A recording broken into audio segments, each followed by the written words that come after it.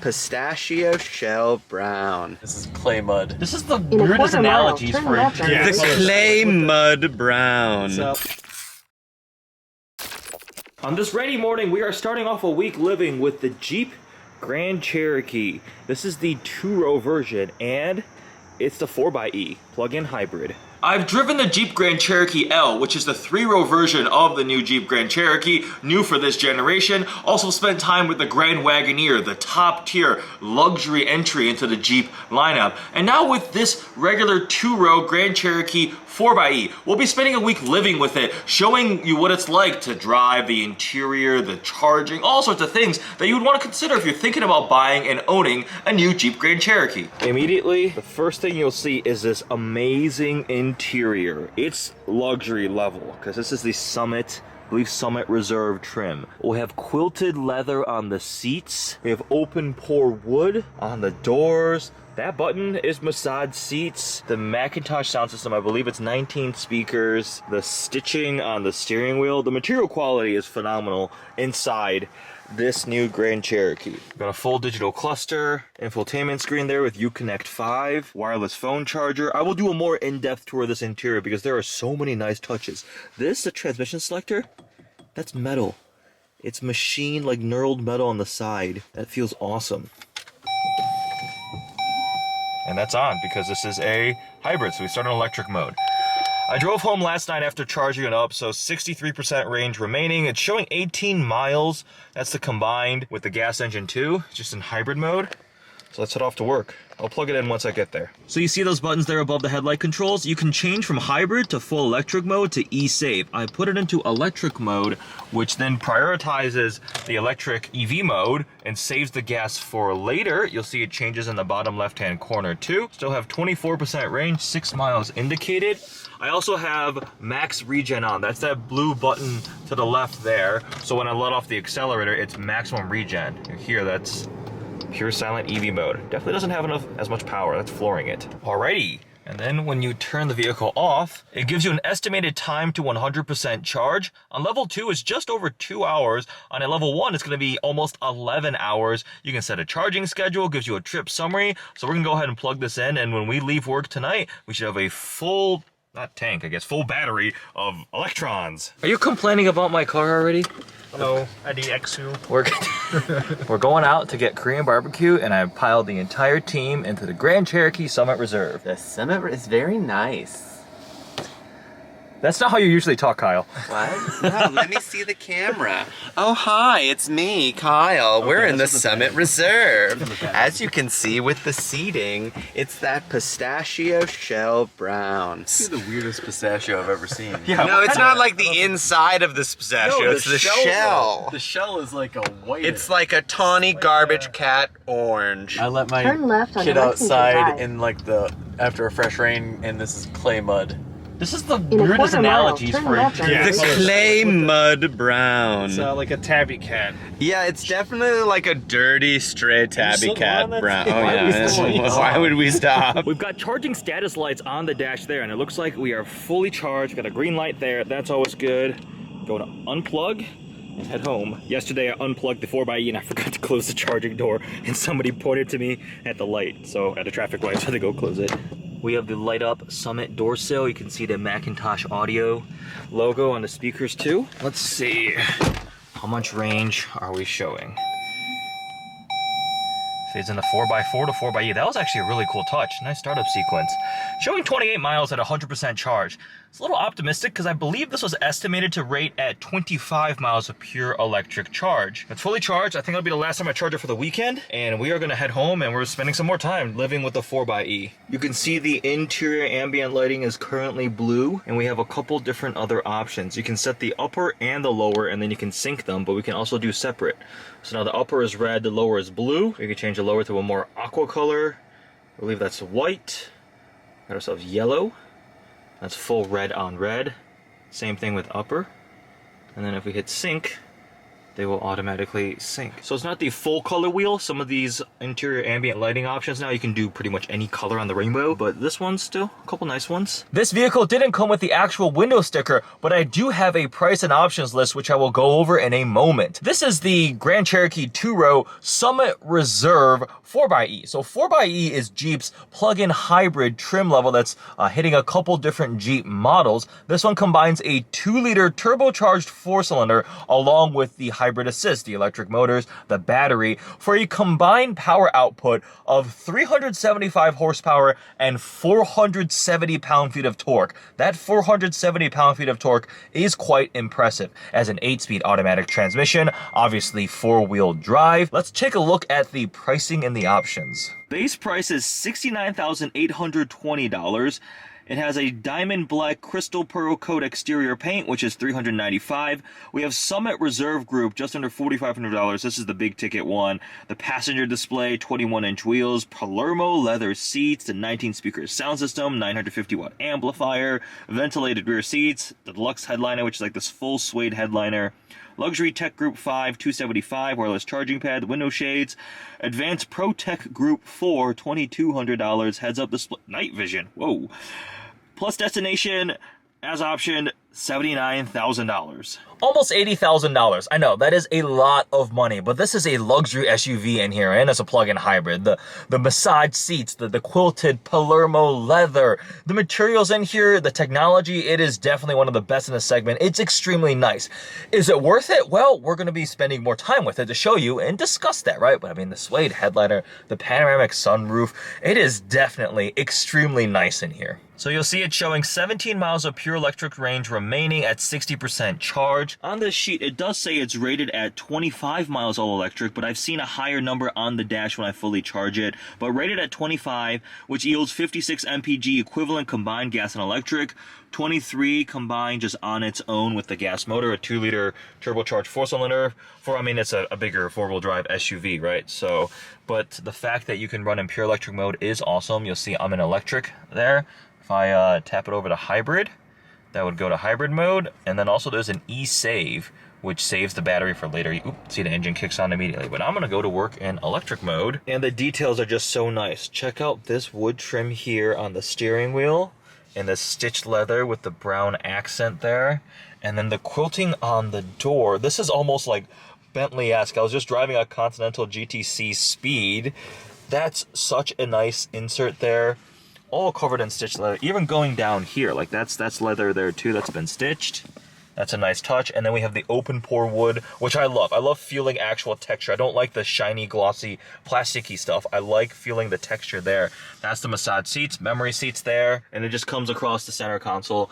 This right there is the passenger screen, which we'll play around in a bit. From the driver's side, just like in the Grand Wagoneer, it's like polarized, or I don't know the technical term to what it is, but I can't see it from here, which is good, because you don't want to distract the driver. But then there's an HDMI passenger port there, so theoretically, the passenger could sit there watching a movie on that screen up front, which is pretty cool. As I'm spending more time living with the Grand Cherokee Summit Reserve 4xe, I'm discovering some things that I really like about it and some things that I don't like as much. Let's start with one of the negatives, and it's the powertrain smoothness, the handoff between the pure electric driving and electric motors and the gas turbocharged 4-cylinder, the transmission calibration, and the braking, regen braking, max regen on or off.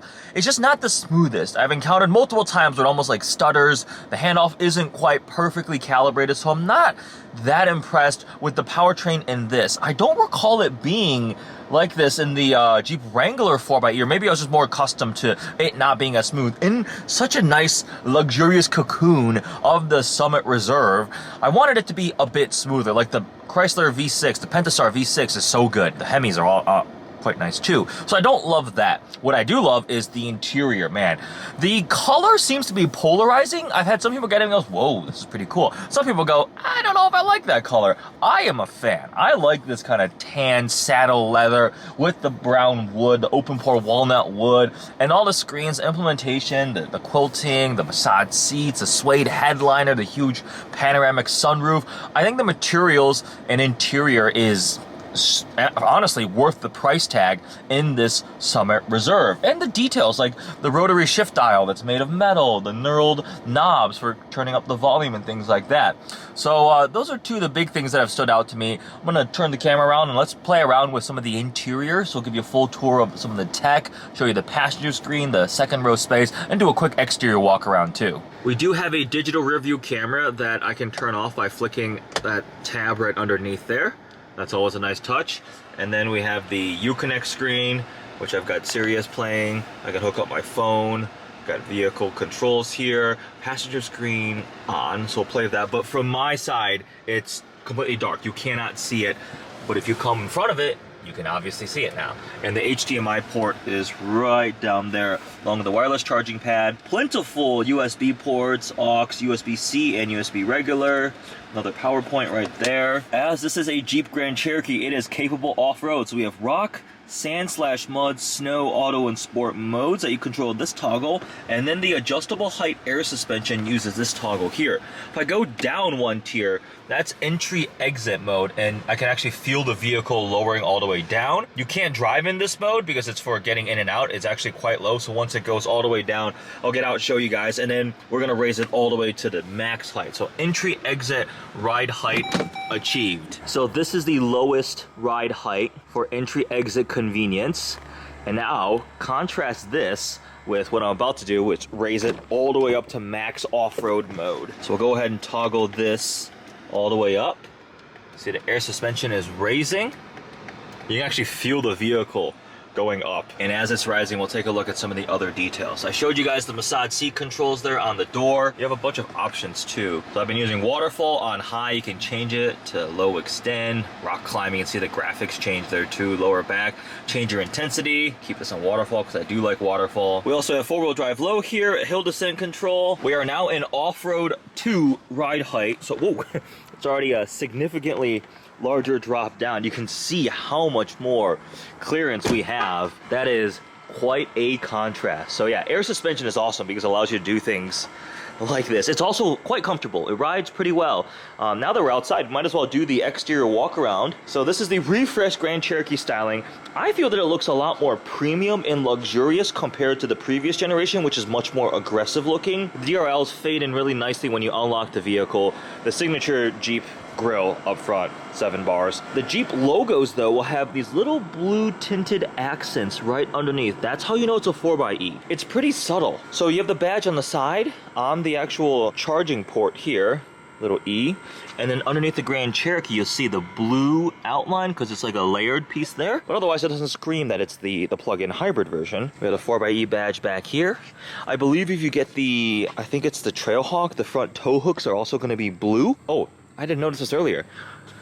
The Summit Grand Cherokee is actually blue too. That's actually pretty cool. I like that. Okay, so I stand corrected. Maybe it's not as subtle. There's a lot of little blue accents on the Jeep badge there. So you can tell it's the plug-in hybrid 4xe. So we spent a week living with the Grand Cherokee L, which is a 3-row version. I actually think the styling works a bit better on the Grand Cherokee L. This definitely looks quite nice too. And the metallic flake in the paint is quite nice. All right, let's check out second row space.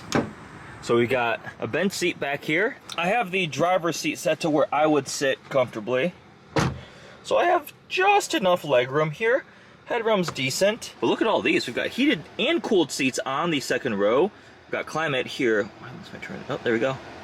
Oh, so this is a much more simple kind of analog screen back here. But we have a full, I can figure out how to open it. There we go. Full outlet for power, 150 watt. USB ports here, air vents. And then both these seats, outboard seats, are heated and ventilated. You can see the Macintosh sound system back here, plenty of speakers. We do have also the privacy shade back here, the suede headliner. Looks like we have a 60-40 split back here. I was able to recline the seat, and this is probably where the cup holders are. Yep, we got an armrest. It's pretty standard back here. Oh, it's all in this really nice leather. So at 6'3", it's actually not bad back here. Like, I'm comfortable. Now, would I want to spend an 8-hour road trip in the second row seat? Probably not, but it's definitely usable. And if you want even more space, you can go for the Jeep Grand Cherokee L, which is the 3-row, more spacious, a bit bigger. If you really want even more, go up to the Wagoneer and Grand Wagoneer, but the price point starts to climb. The Grand Wagoneer I had was, I think between like 115 maybe, in that range, the low six figures range, comparing against a Cadillac Escalade. But I mean, this is 80K, so if you really need more space, it's not that much more that you're going to spend. But we're talking, I mean, that's expensive. It's not cheap. We still have quite a big trunk in the back. And then you'll see you've got these little Jeep outline Easter eggs going through the generations. That's always a cool touch they add on their vehicles. From the second row, we can take a nice look into the front. We've got that passenger screen there, the Uconnect screen. It's a singular one. On the Grand Wagoneer, they had double, like the lower screen controls seat settings and it retracts away. This one just has the single screen fixed there, the full digital cluster. I just noticed though, that wood doesn't exactly match the wood on the side. That's an interesting thing. Why does it not match? But look at the quilting on the doors. Love that. Another cool touch that Jeep always has is this American flag that's flying that way because the vehicle is usually driving forward. So that's always a really cool touch. Let's check out this passenger screen. So this is the home screen. You can control audio, video, and then we also have navigation, devices, and check this out, cameras. I can see the surround view and backup cameras from the passenger seat. That's actually, that's an overhead view. There's the backup camera. You can change the views too. There's the front, there's my garage with the cars. That's actually really cool. So there are some quick thoughts on the Grand Cherokee Summit Reserve 4xe and a walk around tour of the interior and exterior. I don't love the 4xe system. The more I think about it, I've experienced some better plug-in hybrid systems and SUVs and crossovers recently. And I also keep thinking about the Grand Cherokee L, the 3-row version, which is more spacious, a bit bigger, had more presence. I like that a lot too. So there's a lot of options now for you. You can get the Grand Cherokee L, you can get the regular one. They did launch the Grand Cherokee L with this new styling and interior before they did it to the regular Grand Cherokee. Don't know if there's a specific reason for that, but I think I'd end up going with that one if I had a family that I needed a bigger SUV for and I wanted something nice and premium. This key fob is pretty nice too. On the back we have the buttons, lock, unlock, remote start, the trunk, and the alarm, and it's got this nice metal around the side and it's wrapped in leather with the Jeep logo here. It's got some nice weight to it. It's a nice key fob. As you can tell by the interior of this vehicle, I am no longer in the Jeep Grand Cherokee. That got picked up this morning. I've got a Nissan Z this week, but I want to wrap up my final thoughts on the Grand Cherokee Summit Reserve 4xe. So in terms of a Grand Cherokee Summit Reserve, the interior is phenomenal. The materials, the luxury, the touches, the technology, the massage seats, all the things. It's one of the best in the segment. I am really, really impressed with the new interior. In terms of the 4xe, the plug-in hybrid powertrain, I don't love it. It just didn't feel that smooth, that well integrated.